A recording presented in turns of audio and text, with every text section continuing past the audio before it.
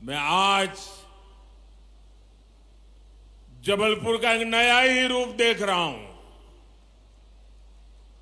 मैं देख रहा हूं जबलपुर में जोश है, महाकौशल में मंगल है, उमंग है, उत्साह है।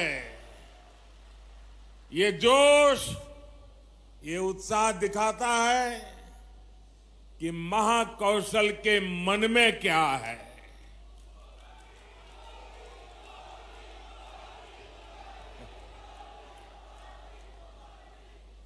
इसी उत्साह के बीच आज पूरा देश वीरांगना रानी दुर्गावती जी की 500वीं जन्म जयंती मना रहा है। रानी दुर्गावती गौरव यात्रा के समापन अवसर पर मैं उनकी जयंती को राष्ट्रीय स्तर पर मनाने का आह्वान किया था। आज हम सभी इसी उद्देश्य से यहां एकत्र हुए हैं, एक पवित्र कार्य करने के लिए एकत्र हुए हैं, हमारे पूर्वजों का ऋण चुकाने के लिए इकट्ठे हुए हैं। थोड़ी देर पहले ही यहां रानी दुर्गावती जी की उनके भव्य स्मारक का भूमि पूजन हुआ है और मैं अभी वो कैसे बनने वाला है, शिवराज जी मुझे डिटेल में अभी उसका पूरा मैप दिखा रहे थे।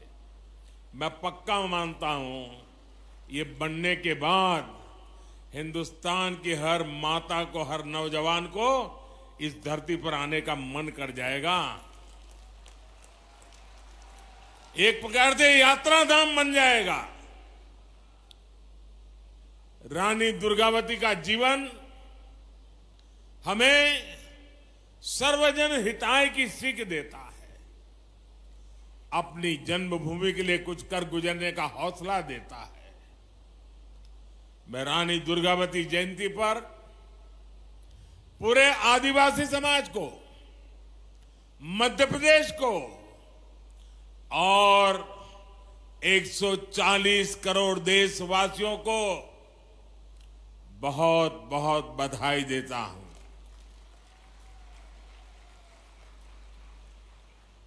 दुनिया के किसी देश में रानी दुर्गावती जैसा कोई उनका नायक होता, नायिका होती, तो वो देश पूरी दुनिया में उछल कूद करता। आजादी के बाद हमारे देश में भी यही होना चाहिए था, लेकिन हमारे महापुरुषों को भुला दिया गया। हमारे इन तेजस्वी, तपस्वी, त्याग और तपस्या की मूर्ति ऐसे महापुरुषों को, ऐसे वीरों को, वीरांगनाओं को भुला दिया गया। मेरे परिवारजनों, आज यहां कुल 12,000 करोड़ रुपए से अधिक के विकास कार्यों का शिलान्यास और लोकार्पण हुआ है। पानी और गैस की पाइपलाइन हो या फिर 4 लेन सड़कों का नेटवर्क, ये लाखों लाख लोगों का जीवन बदलने वाले प्रोजेक्ट हैं। इससे यहां के किसानों को तो लाभ होगा ही होगा, नए कारखाने और फैक्ट्रियां लगेगी, हमारे नौजवानों को यहीं पर रोजगार मिलेगा। मेरे परिवारजनों, भाजपा सरकार की सर्वोच्च प्राथमिकताओं में से एक है अपनी बहनों को धुएं से मुक्त रसोई देना। कुछ लोगों ने रिसर्च करके कहा है कि जब एक मां खाना पकाती है और धुएं वाला चूल्हा है लकड़ी जलाती हैं या कोयला जलाती है तो 24 घंटे में खाना पकाने के कारण, उस धुएं में रहने के कारण उसके शरीर में 400 सिगारेट का धुआं जाता है। क्या मेरी माताओं बहनों को इस मुसीबत से मुक्ति मिलनी चाहिए कि नहीं मिलनी चाहिए? जरा पूरी ताकत से बताइए। माताओं बहनों की बात है। मेरी माताओं बहनों को रसोई घर में धुएं से मुक्ति मिलनी चाहिए कि नहीं मिलनी चाहिए? क्या ये काम कांग्रेस पहले नहीं कर सकती थी? नहीं किया। उनको माताओं बहनों की, उनके स्वास्थ्य की, उनकी तबीयत की परवाह नहीं थी। भाइयों बहनों, गरीब परिवार की करोड़ों बहनों को हमने इसीलिए बड़ा अभियान चलाकर उज्ज्वला का मुफ्त गैस कनेक्शन दिया है। वरना पहले तो गैस का एक कनेक्शन लेना है ना तो एमपी के घर चक्कर काटने पड़ते थे। और आपको तो याद है, रक्षाबंधन के पर्व पर भाई बहन को कुछ भेंट देता है, तो रक्षाबंधन के पर्व पर हमारी सरकार ने सभी बहनों के गैस सिलेंडर सस्ता कर दिया था। उस समय उज्ज्वला की लाभार्थी बहनों के लिए सिलेंडर 400 रुपये तक सस्ता किया गया। और अब कुछ ही दिनों के बाद दुर्गा पूजा, नवरात्रि, दशहरा, दिवाली, ये त्योहार आने वाले हैं। तब ये मोदी सरकार ने उज्ज्वला का सिलेंडर कल ही फिर एक बार 100 रुपया सस्ता कर दिया। यानी पिछले कुछ सप्ताह में ही उज्ज्वला की लाभार्थी बहनों के लिए सिलेंडर 500 रुपये सस्ता हुआ है। अब उज्ज्वला की लाभार्थी मेरी गरीब माताओं बहनों बेटियों को गैस का सिलेंडर सिर्फ 600 रुपये में ही मिल जाएगा। सिलेंडरों के बजाय पाइप से ही सस्ती गैस रसोई में आए, इसके लिए भी भाजपा सरकार तेज गति से काम कर रही है। इसलिए ही यहां गैस पाइपलाइन भी बिछाई जा रही है। इसका लाभ भी मध्य प्रदेश के लाखों परिवारों को होगा।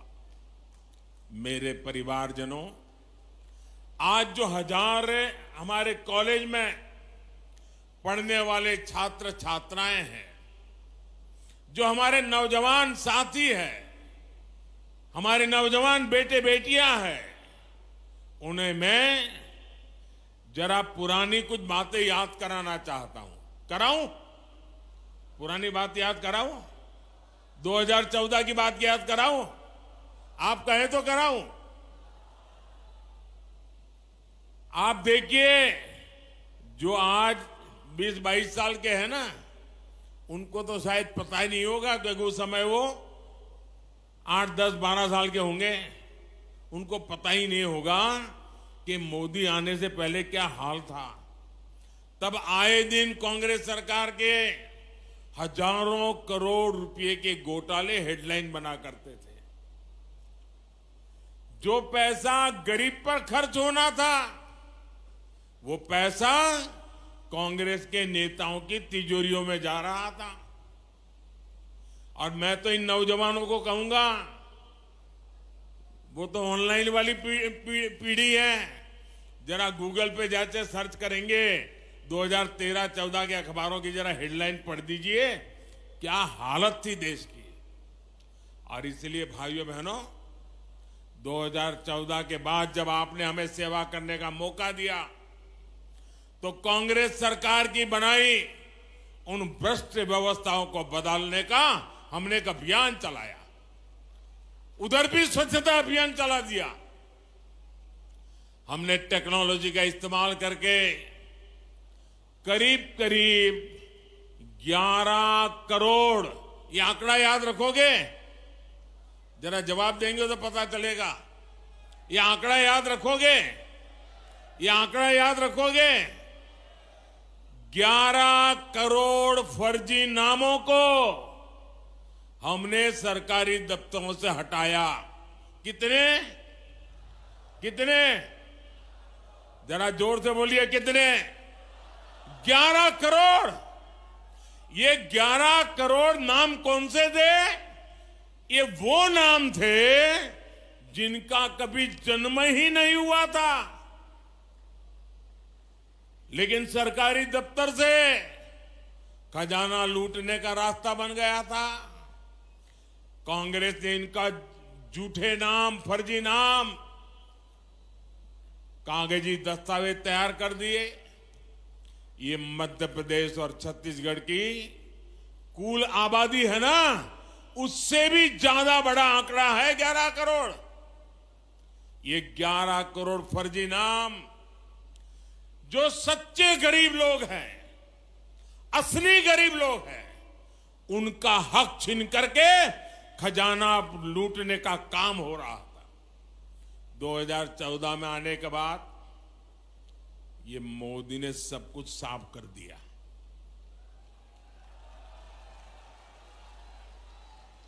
ये लोग गुस्सा करते हैं, इसका कारण भी यही है कि उनकी कटकी बंद हो गई है, कमीशन बंद हो गया है। मोदी ने आकर के सब साफ कर दिया। न गरीबों का पैसा लूटने दूंगा, ना ही कांग्रेस का खजाना, कांग्रेस के नेताओं की तिजोरी भरने दूंगा मैं।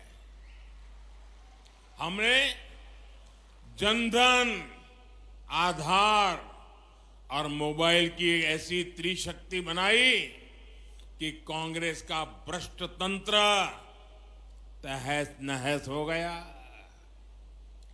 आज इस त्रिशक्ति की वजह से 2.5 लाख करोड़ रुपए से ज्यादा, ये आंकड़ा भी जरा मैं दोबारा पूछूंगा आपको, 2.5 लाख करोड़ रुपए से ज्यादा जो गलत हाथों में जाते थे, चोरी होते थे, उसको बचाने का काम मोदी ने किया है। कितने? कितने? 2.5 लाख करोड़। कितने? 2.5 लाख करोड़। आज गरीबों का पैसा गरीबों के हित में काम आ रहा है। उज्ज्वला का सिलेंडर सिर्फ 500 रुपए में देने के लिए केंद्र सरकार आज करोड़ों रुपए खर्च कर रही है।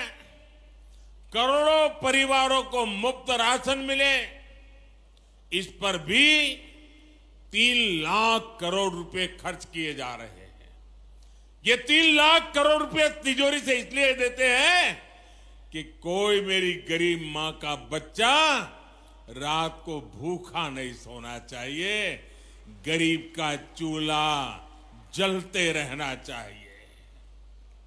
आयुष्मान योजना के तहत देश के करीब 5 करोड़ परिवारों का मुफ्त इलाज हो चुका है। इसके लिए भी 70,000 करोड़ रुपए सरकार ने आपके आयुष्मान कार्ड के लिए खर्च किए हैं। किसानों को सस्ता यूरिया मिले। दुनिया में यूरिया की थैली 3,000 में बिकती है, मोदी 300 से भी कम में देता है, और इसलिए खजाने से 8 लाख करोड़ रुपया केंद्र सरकार ने खर्च किया है ताकि मेरे किसानों पर बोझ न पड़े। पीएम किसान सम्मान निधि के तहत भी 2.5 लाख करोड़ रुपए सीधा किसानों के बैंक खाते में जमा किया जा चुके हैं। गरीब परिवारों को पक्का घर देने के लिए भी हमारी सरकार ने 4 लाख करोड़ रुपए खर्च किए हैं ताकि गरीब को पक्का घर मिले। आज भी आपने देखा अभी इंदौर में गरीब परिवारों को आधुनिक तकनीक से बने हुए मल्टी स्टोरीड 1000 पक्के घर देने का काम अब भी किया मैंने। मेरे परिवारजनों, ये पूरा पैसा जोड़ेंगे तो आंकड़ा कितना होगा, कितने जीरो लगाने पड़ेंगे, आपको अंदाज आता है? ये कांग्रेस वाले इसका हिसाब भी नहीं कर सकते। और आप सुनिए, 2014 से पहले ये जो 000 है ना, वो सिर्फ घोटालों का पैसा जोड़ने में लग जाता था। अब आप सोचिए, कांग्रेस के एक प्रधानमंत्री कहते थे कि दिल्ली से 1 रुपया भेजते हैं तो 15 पैसा पहुंचता है। 85 पैसा कोई पंजा घिस लेता था। 1 रुपया भेजते थे, 15 पैसा पहुंचता था। मैंने जितने रुपये अभी गिनाए, अगर ये रुपये कांग्रेस के जमाने में गए होते तो कितनी बड़ी चोरी हुई होती, आप अंदाज लगाइए। आज गरीबों के लिए इतना पैसा भाजपा सरकार दे रही है। मेरे परिवारजनों, मेरे मध्य प्रदेश के लिए ये बहुत ही महत्वपूर्ण समय है। मैं आज मां नर्मदा के तट से खड़ा रह करके कह रहा हूं, पूरे मध्य प्रदेश को कह रहा हूं, पूरे मध्य प्रदेश के नौजवानों को कह रहा हूं, मां नर्मदा को याद कह करके कह रहा हूं, क्योंकि मैं भी मां नर्मदा की गोद से आया हूं और आज मां नर्मदा के किनारे पर खड़ा होकर के कह रहा हूं, मेरे नौजवानों, मेरे शब्द लिखो। मध्य प्रदेश आज एक ऐसे मुहाने पर है जहां विकास में कोई भी रुकावट, उसके विकास की गति में कोई भी गिरावट 20-25 साल के बाद भी लौटेगी नहीं। सब कुछ तबाह हो जाएगा। और इसलिए विकास की गति को रुकने नहीं देना है, अटकने नहीं देना है। ये 25 साल आपके बहुत महत्वपूर्ण है। एमपी के 25 साल से कम उम्र के साथियों ने तो नया और प्रगति करता हुआ मध्य प्रदेश ही देखा है। अब ये उनकी जिम्मेदारी है कि आने वाले 25 सालों में जब उनके बच्चे युवा होंगे, तब उनके सामने विकसित मध्य प्रदेश हो, समृद्ध मध्य प्रदेश हो, आन बान शान वाला मध्य प्रदेश हो। इसके लिए आज ज्यादा मेहनत की जरूरत है। इसके लिए आज सही फैसले की जरूरत है। बीते वर्षों में भाजपा सरकार ने एमपी को कृषि निर्यात में टॉप पर पहुंचाया है। अब ये भी जरूरी है कि औद्योगिक विकास में भी हमारा एमपी नंबर 1 बनना चाहिए। बीते वर्षों में भारत का रक्षा उत्पादन और रक्षा निर्यात कई गुना बढ़ा है।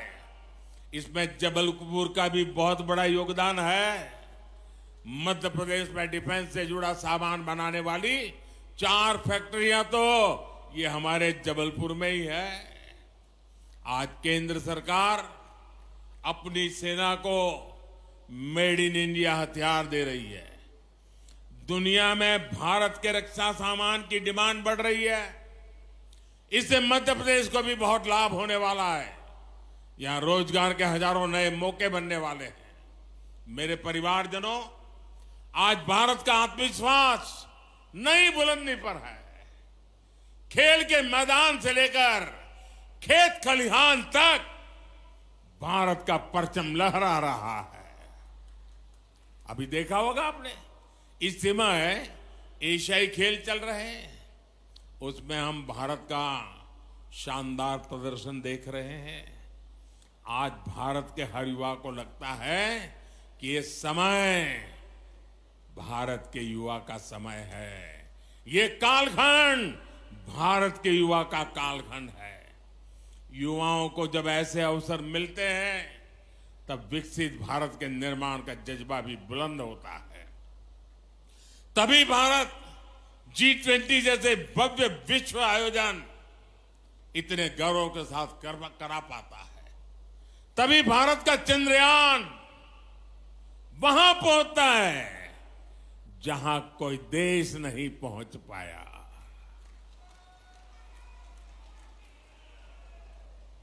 तभी लोकल के लिए वोकल होने का मंत्र दूर सुदूर तक गूंजने लगता है। आप सोच सकते हैं, एक तरफ ये देश चंद्रयान पहुंचता है तो दूसरी तरफ 2 अक्टूबर को गांधी जयंती पर दिल्ली के एक स्टोर पर, आप याद कीजिए, 2 अक्टूबर को एक दिन में दिल्ली का जो एक खादी भंडार था, 1.5 करोड़ रुपए से भी ज्यादा खादी बिकी एक स्टोर में। ये ताकत है देश की। स्वदेशी की ये भावना, देश को आगे बढ़ने की ये भावना आज चारों तरफ बढ़ती जा रही है और इसमें बागडोर संभाली है मेरे देश के नौजवानों ने, मेरे देश की बेटे बेटियों ने। तभी भारत के युवा स्टार्टअप की दुनिया में कमाल कर रहे हैं। तभी भारत स्वच्छ होने का इतना बड़ा संकल्प लेता है। अभी 1 अक्टूबर को ही देश ने जो स्वच्छता अभियान चलाया उसमें 9 लाख से ज्यादा जगहों पर सफाई कार्यक्रम हुए। 9 लाख जगह पर उस सफाई अभियान में हिस्से लेने वाली संख्या 9 करोड़ से ज्यादा देशवासी घरों से निकले और झाड़ू लेकर के देश में सफाई का काम किया। सड़कों की, पार्कों की सफाई की।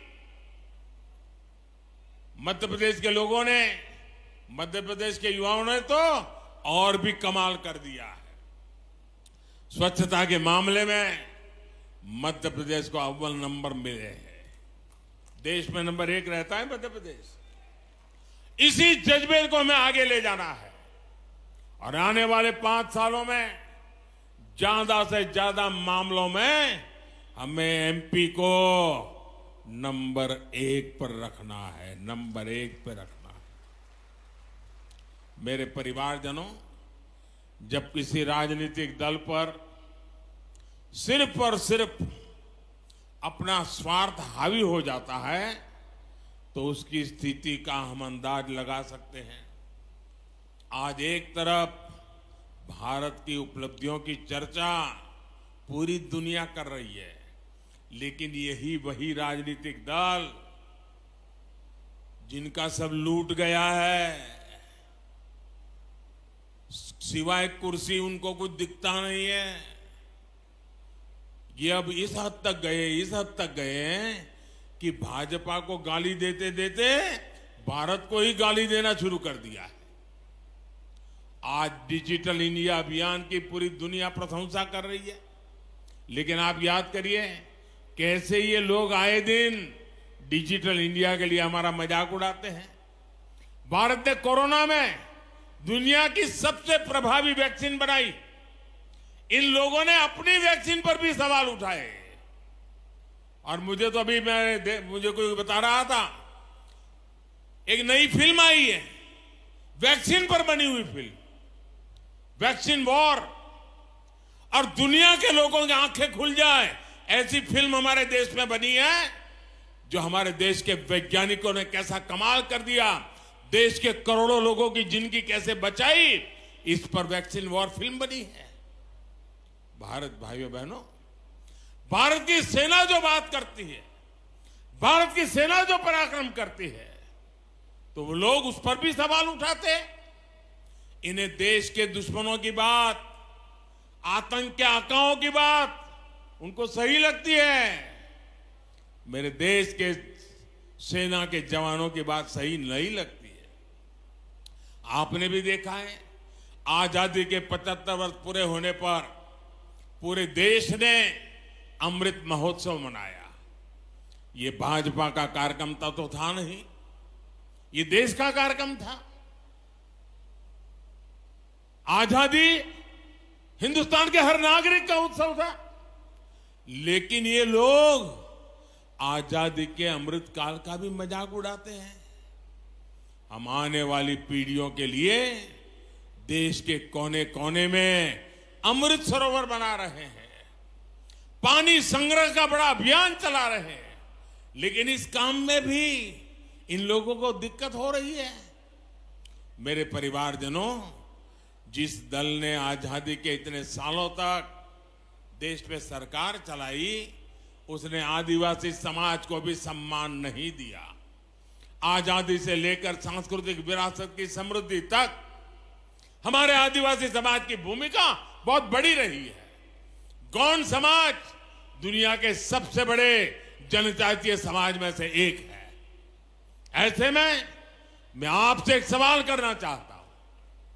लंबे समय तक जो सत्ता में रहे, उन्होंने आदिवासी समाज के योगदान को राष्ट्रीय पहचान क्यों नहीं दी? इसके लिए देश को भाजपा का ही इंतजार क्यों करना पड़ा?